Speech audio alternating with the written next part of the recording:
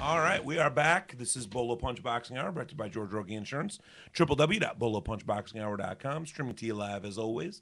Ustream.tv. Still nothing on that on our Bolo Punch trivia question as far as who was the first fighter to be given the official title of pound for pound greatest fighter in the world fighting today. I wouldn't basically from Ring Magazine their rankings. I wouldn't really say we haven't got anything. We've got some on the chat line. No, we haven't gotten any calls, and that's what we're looking for. We're trying to see if the Bullet Punch hotline works. And number 743-9743. Area code 219-743-9743. That's the Bullet Punch hotline. And back to all the fights that got us through the week. Junior middleweight action, Vanes Matiriasan. TKO victory in the first round over Harrison Cuello. Again, very much exactly what he was supposed to do against Cuello, who showed up 19-6.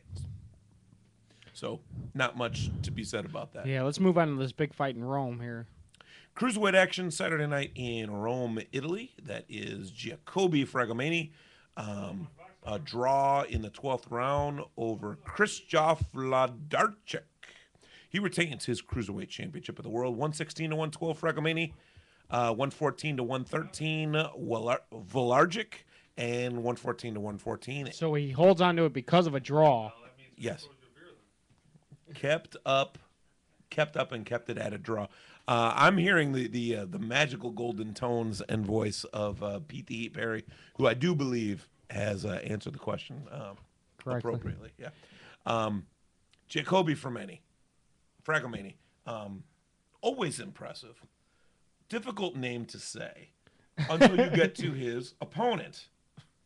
When you're talking in Italian against the Pole, you assume that the Italian guy's name is going to be easier to say. Well, it is, but not by much.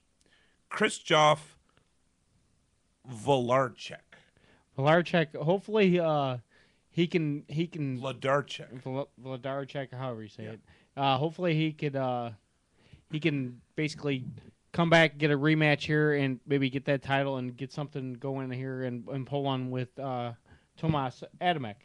Or Adamek, I don't know. Yeah. They different people say it differently, but obviously he's the guy to fight at cruiserweight. Do I think he can beat him? I don't know about that. I haven't seen any footage of this fight. All I saw was photography. I mean, and it's hard to get stuff in the States on what's happening live in Rome, Italy. But you know what? I need to see what's going on in Italy when these two champion level fighters are going at it at cruiser. They're both within a pound of being heavyweight. Either of these guys could become a heavyweight tomorrow. But I think getting these two guys in here, how do you say this guy's name? The Polish kid, Wlodarczyk. If he could get in there with Adamek and fill up a soccer stadium in Poland. I mean, whatever. Sky's the limit with that. I don't think these fights have to be in the States. I mean, obviously, I'm a little selfish. I'd like them to be here. In Chicago. Yes. Yeah. But there's a lot of Polish people in Chicago. I don't care where the fights are as long as it draws fans into the sport. As it happens. Yeah, as it draws fans into the sports, and I can watch it on TV. Yeah, when you hide it in Rome and don't put it on TV. I mean, I couldn't even find it on YouTube. On YouTube, it wasn't even. And trust me, it was real fun writing in Fragomeni Wlodarczyk. It sucked for the spelling impaired, and we're moving on. Friday night in Atlantic City, New Jersey. I forgot, because I hadn't seen Kevin Johnson fight in a while, I forgot how scary a looking dude he is. That guy looks like a He-Man figure. And he fought Devin Vargas. And Devin Vargas looked chubby to me. He looked slow. I don't know. I thought he obviously he was Olympic. He was the Olympian. Team captain. The team captain. I believe was that the one with Vargas with Vargas and De La Hoya and all those guys on. I believe that was the year 2004. No, that was after. That was after those guys. Yeah, so this was the had to be the year Andre Ward was on the team, 2004.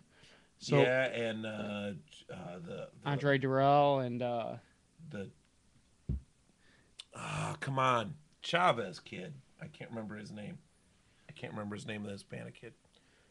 Anyway, pardon me. I'm sorry. But he was the team captain. You obviously seen that he could actually outbox Johnson, but Johnson was just going, "You aren't hurting me. I'm not really worried That's about. all it was. I'm not worried about you throwing 100 punches and landing a couple clean here and there." Nothing was hurting Kevin Johnson, and that has to be scary for Devin Vargas. Now I haven't seen very many of Kevin Johnson's fights. I think I've seen one other fight other than this one, and he obviously proved to me here that he has some skills. I think he actually stands a chance against some of these bigger names in the heavyweight division. I'm not going to give Kevin Johnson the title of having skills just yet, unless you count a skill being able to take shots all night.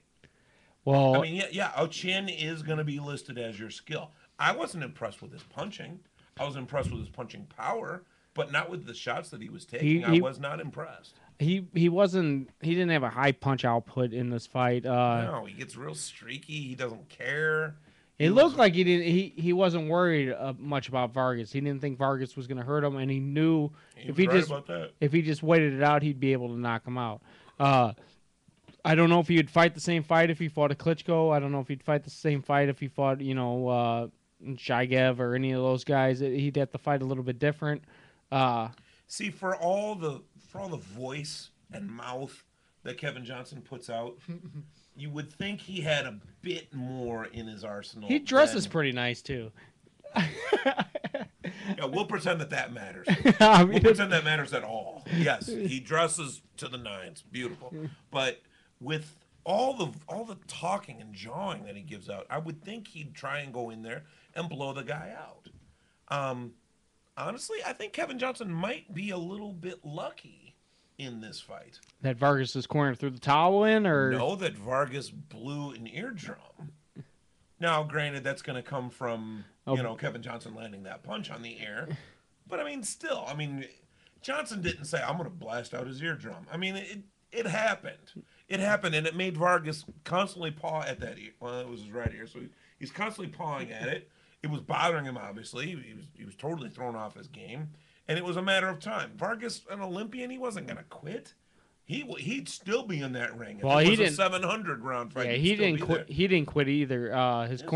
His corner threw it in. I believe it was actually his father had a lot to do with that. His father, I think, was working the corner.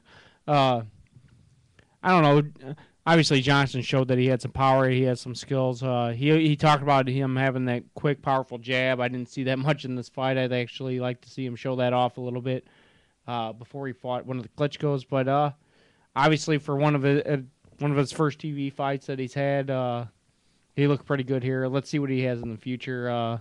Hopefully, Vargas' ear gets better though. Oh yeah. They're actually saying on a couple websites it was a dented eardrum or slightly perforated. There definitely was a hole in it. It's not blasted out completely, but he was saying he couldn't. That there was a lack of pressure. You just know your equilibrium. There's a pressure, and he says I can't hear out of it. Yeah, and you've seen him doing that with his mouth, opening his mouth. What's that again? Okay. Yeah. You see that does that before a fight. Yeah, a lot of fighters do that before fights. I don't know if that's what they're stretching out their eardrum or they're just stretching out their jawbone. So if they get hit, they know they're going to be chewing down on a mouthpiece for 12 rounds in a little bit. But I don't know about this line though.